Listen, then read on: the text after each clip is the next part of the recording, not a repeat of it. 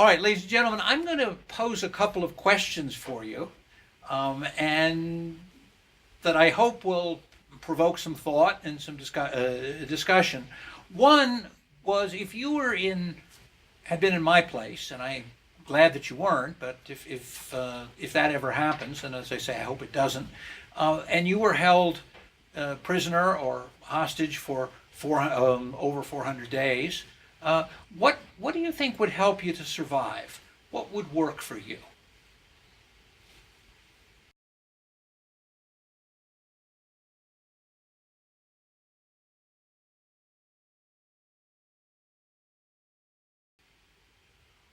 Okay, well, here are some ideas, and I can talk about what worked for me. But first of all, there isn't any particular book answer on this. What the experts tell us is that what works for you works, and that different people use different things. But there are a number of basics. One, and these all help me. One is, you have to stay hopeful.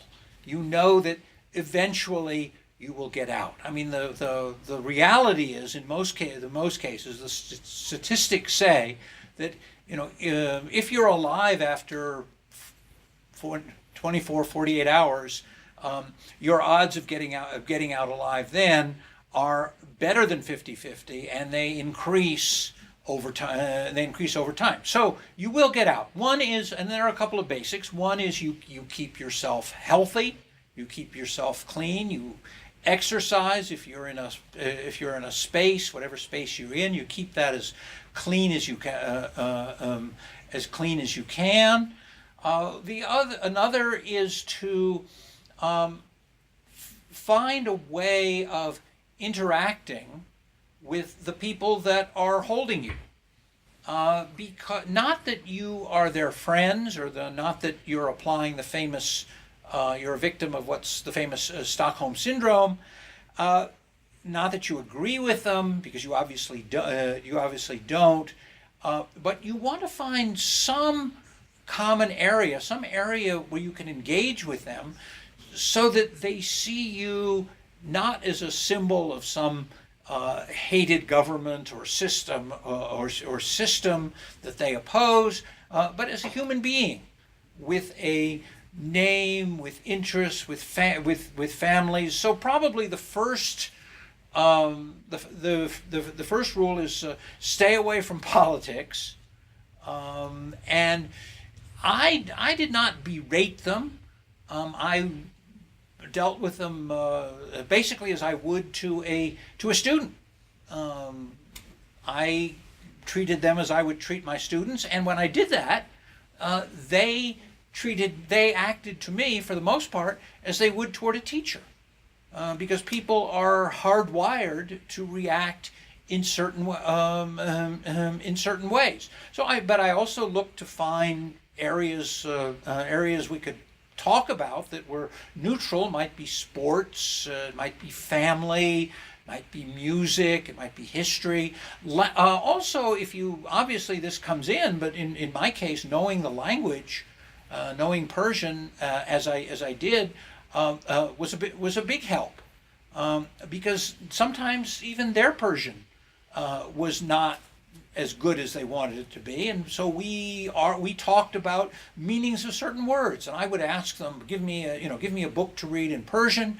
I would take the book, I'd find something in it, and I'd ask them, well, what does this mean, or how do you interpret that? And that really opened up a discussion, and maybe at the end of the day, the effect of that, had it come to a crisis, and, for example, there been a rescue mission or an attack to get us out, maybe somebody would have hesitated 10 or 20 or 30 seconds before shooting me.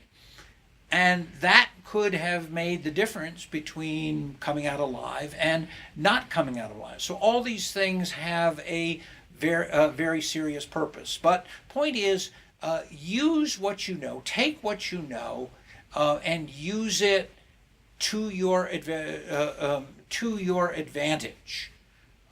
So that was the kinds of things that that I would do. I would do things to also, frankly, to get under their skin. One of them, for example, I saw one of them was saying his prayers, and I said to him, it's too bad that your prayers are invalid. And they said, well, what do you mean? He said, well, this is stolen property, and this is not your house. This is somebody else's house. And if you say your prayers in someone else's house, you need the owner's permission. Do you have it? Well, obviously you don't. So your prayers are invalid. And I would try to go at them this way, and I don't know if it worked, but at least to sow some seeds of doubt. So use whatever you know, use whatever you can. Obviously, judge the group. Certain groups, things you can get away with, other things you cannot get away with. But the point is, basically, what works, works. Now, I'll put one last caveat on that. You want to come out in a way that you are satisfied with yourself, that at the end of this you can look at yourself in the mirror and like what you see. The other point, though, you cannot judge yourself too harshly. You can't judge yourself under some kind of unrealistic standards. Well, I should have done this, or I should have done that. No. What's important is that you come out alive, that you survive, that you come out healthy. And as I said, if that works, then you have succeeded.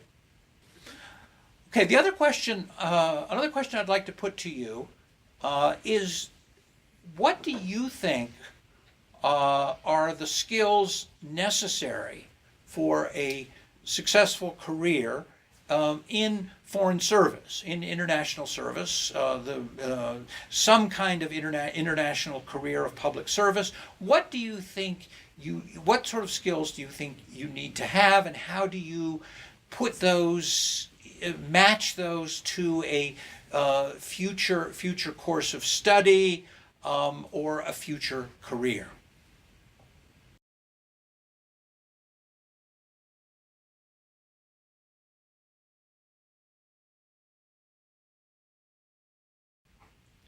If you are interested in a career of international service, and I certainly hope you are, and it could be in the State Department and the Foreign Service, but it could be in other areas too, such as the military or the intelligence community or the NGO development area. There are really 3 or 4 things that you need to think about. One, and skills you should think of developing.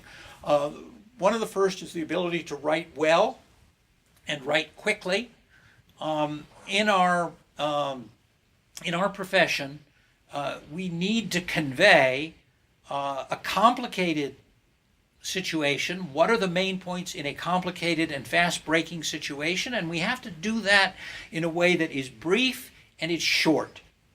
The people we are reporting to, in this case, the Secretary of State, they are very busy people, and they need to know in 400 or 500 words, well-written words, what is happening, what are the facts, and why does this matter? What is this important? In this way, we're a lot like journalists, only the difference is we probably know more. We know more than the journalists do, because the journalists come into a country, stay for a couple of days, write their stories, and leave. We live there. We know the local language. We know the background. We know the history, and so we have to get those down. Send this in front of busy people, and get our message across. That's one. Second, foreign languages, extremely important. Our whole profession is based on communication, and communication with people who speak other languages. Persian, for example, for me, knowing it helped me survive 444 days in captivity, but it isn't always that dramatic, but we need the ability to speak on some very technical subjects, on global warming, on about Ebola or a Zika virus or perhaps nuclear issues, arms control issues in Urdu or in Arabic or in French or Romanian. We need to be able to do it. We need to be able to do this. In other words, you don't. It's more than just a 10th or 11th grade ability. It's a very sophisticated ability, and it's one that develops over time and takes a lot of hard work. The third thing I would say, probably most important, third thing is a sense of curiosity. Sense of curiosity. Do I care? Am I interested in how other societies function? How other people live? How they work? What they value? Am I willing to sort of go out and listen to what they say, to think about how they live? I mean, when I served mostly in the Middle East and Africa, and I found the career just fascinating. One of the reasons I liked the career is that I just found the societies fascinating in their own ways, their history, their values, their music, their culture. Very strong people, and what you discover is most people in the world are very attached to their own traditions and their own society, and there are reasons for them because they have worked for them. So are you curious about this? The final thing, and again, very, very important, is do you have a commitment to public service? Because if you are in international service, like any other service, you are serving your country and you are serving your people.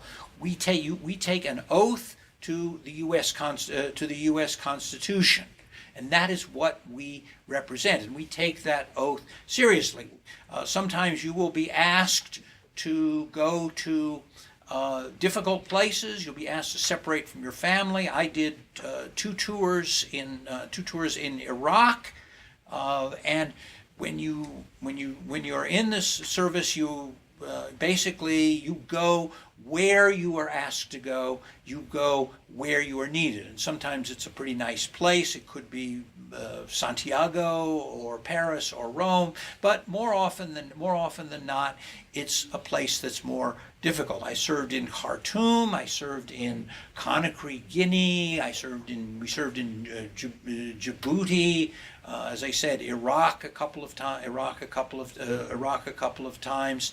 And to do that, you have to have that commitment to service. That you serve your country. You serve the constitutionally elected officials, and you are responsible to them. And you need that. You have to have that commitment. You cannot go in. The last question that a candidate for the Foreign Service is asked is, are you so-called worldwide available? Are you ready to go where you are needed? And sometimes, not in my case, but in some cases that might be Stockholm. In other cases, it could be places much more difficult. Okay, thank you very much, and hope that you will give serious consideration to this career.